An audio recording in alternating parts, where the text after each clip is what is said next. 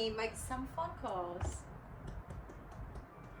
Hello 911, this is Winnie. My car is stolen. Please find it. Hello insurance. My car is stolen. I need to know how much I can reclaim. V, I need your help. I just got my car stolen and I need you to sit in my exam for the next 2 weeks because I'm not gonna make it. Mommy, buy me a teddy bear. My car is stolen. I need some kind of comfort. Dad, my car is stolen. Buy me a new one. I need a new car. Yeah, Tesla sounds fine. Because you're my therapist, I think I need to book 3 sessions this week because I feel very broken. Problem solved. Hello Philians, welcome back to Belonging Abroad, a series of conversations about how to create our own lives on a foreign land. And we're your hosts, Jill and Winnie. Yay! And in today's video, we are going to talk about the reasons you should brag about yourself. And the reason is simply because you're awesome. Ooh, awesome. Yes. I love that word. Yeah, but let's say besides awesome, what's the first adjective that you would use to describe people who move abroad? I'll say brave. Yeah, because moving abroad is literally going to a new territory and without knowing anything that's going to happen in the future. Yeah. I agree. I think that removing ourselves physically from comfort and familiarity is something that's not easy to do, even though it's for the sake of finding a better life, because there's so many what ifs that can await for us in the future. Like, what if I'm not able to make it there? Or what if my life in my home country is already better than what I can have? Or what if I cannot eat the food there? So it's all about embracing all of those uncertainties, all of the possibility of being failed, and still taking a leap of faith into the unknown. Yeah, and the fact that moving away from familiarity is already scary enough. But we will find it's not just in a new country, but also people look different, speak different languages, have different values, and just a different upbringing, different perspective in life. Yeah, but I think having a break mindset really makes everything exciting, I think.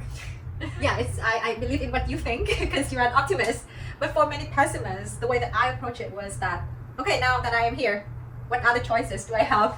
I just have to go back to these places again and again, have to meet these people again and again, and eventually these constant exposure actually helps me to get used to the situations.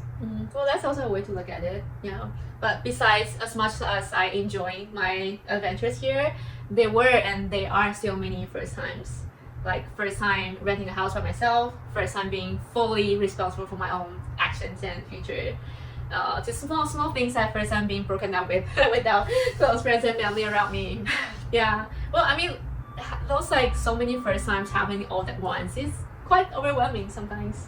It doesn't sound easy at all. Yeah, I think that none of us who were born all like tough and resilient is actually the courageous to just go back there again and again just to face our fears. That helps us to build up the confidence or even like the resilience that we were looking for in order to face these challenges. And sometimes we don't celebrate it enough because we get so used to it. Yeah, to me it sounds like this positive loop, because the braver you get, the more confident you are, and the more things you accomplish, and that gives you more bravery. So it just reinforces this like positive circle to bring us a more fulfilling life. Awesome. Absolutely. I think bravery is such an essential characteristic for living abroad, and of course there's so many more, but I want to talk about adaptability because I think it's something that I actually acquired moving abroad, and I generally enjoy the things that I could get from being away from home, which is just broadening our minds, getting new perspectives in, and living just like a little bit differently. And what was the thing that you adapt to? I would say I learned to talk to strangers in English, which is very different from my mother tongue because we actually have a social hierarchy being integrated into our language through pronouns.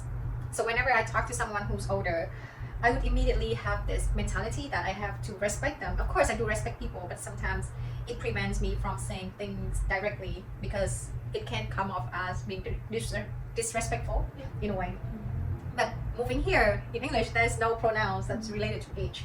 So I feel more confident, more expressive, and I feel more liberated to say what I want to say. Yeah, that's really good. I feel moving abroad gives us an opportunity to discover like kind of who we are and what we prefer to do things and to think.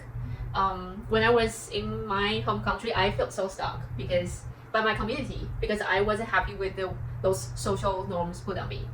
Like I was supposed to do something at a certain age, I was supposed to accomplish these things, and so people will approve me. But when I moved abroad, and it kind of helped me to put things into perspective. I also learned that people have those expectations of me, and then because they're judgmental or aggressive, but just how they choose to believe in lives. Yeah. And so with this new opportunity, I get to really just understand myself, what's my preferred way of living. Awesome. I think that's brilliant how you just being able to put yourself in other people's shoes when you are in a conflicted situation. Because I think it's rare these days. I have been seeing so many polarized discussions when either the side actually want to listen to what other people is coming from because they are unable to remove themselves from their own perspectives. So it's a very important skill. It's actually a gift, right? Yeah. Like what you said. And besides that, I think adaptability also give us this, also comes from us having faced many adversities in life that's so unexpected, that's like coming from nowhere. So we can just like switch on our working mode and resolve them. Yeah, but what kind of adversity you have experienced before? Let me think about a couple. Too many. Yeah, but I guess the one that stood out for me is when I was still in school. So I lived very far away from school, like about an hour commuting. So I needed a car, and one day my car got stolen, and I had this huge midterm coming in like 2 days or something. So at that time, I didn't even have the capacity to grieve over those lost belongings. All I was thinking about is, okay, now how do I get out of this situation? How do I get back on my feet? How do I, how do I prepare myself so that I can continue my life regardlessly? So yeah, I think it just gives me this sense of actions that I have to take some kind of action because there's no one else there to help me. Wow, that sounds very scary and stressful. Yeah, but I believe you came out of this situation with a bigger bandwidth to handle all the uncertainty and stressful events in life. I hope so. Yeah. Well, with all these wonderful characteristics and skills we developed through living abroad, I think we still need something tangible to like guide us to where we want to go and to just help us to build the life we want. Well, I am a big planner. I don't know about you. You sound like a big planner. I used to be more like the type of people who go with the flow because my parents, they used to be very helpful with my path. They would be like, okay, these are your options. These are the next steps. Choose it. So I never really had to put a thought into where I was going in life. But when I moved abroad, I didn't have my parents helping me anymore because they just couldn't. So now I faced with the challenge that I have to take charge of my life. So I start to plan. Yeah, and there are many things to need to take care in life, Absolutely. like finance, physical health, mental health. So if you don't have a planner, then you're just gonna get really overwhelmed. It is really overwhelming. Yeah, I agree. It can be very overwhelming, especially when we are planning our life to be something prolific instead of just like surviving our life in a foreign land. And that's important that I myself need to have some kind of tool so that I can define and conquer my goals and making sure that I'm on the right track going to the place that I want to go in life. And on that topic, I just want to talk about a template that I love so much because it actually helps me to have a bigger overall picture and also like details of what the task and what the action that I have to do in order to get where I want. And surprise, it is being designed by Jill, this amazing human being sitting right next to me. Well, thank you for your introduction. My pleasure. But before I introduce this tool, I want to share about the intention behind this planner.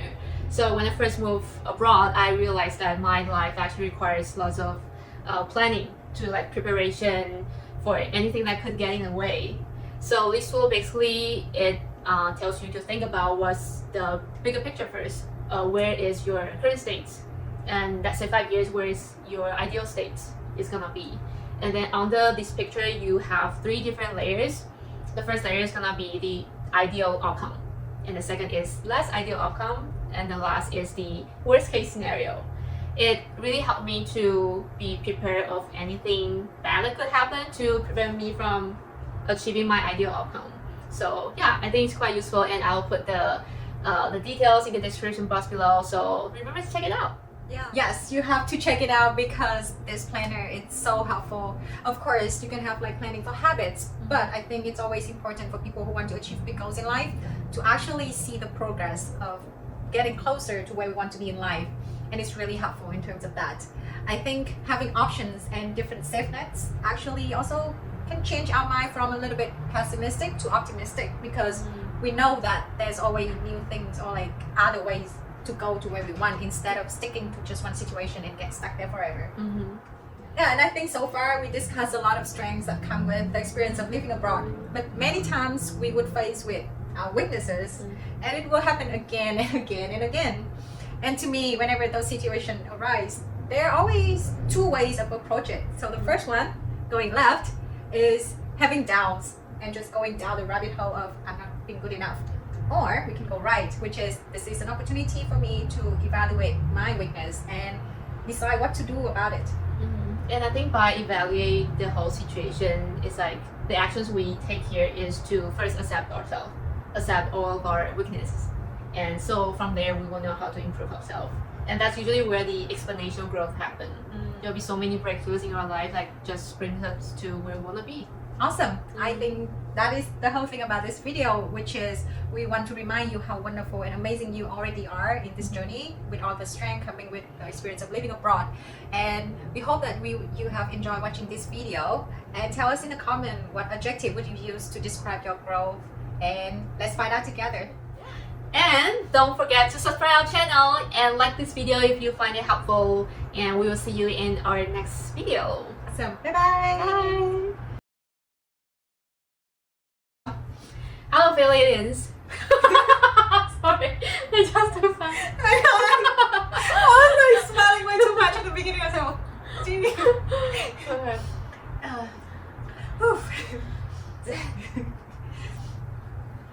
I thought for data. Right. Okay, 3, 2, 1, action.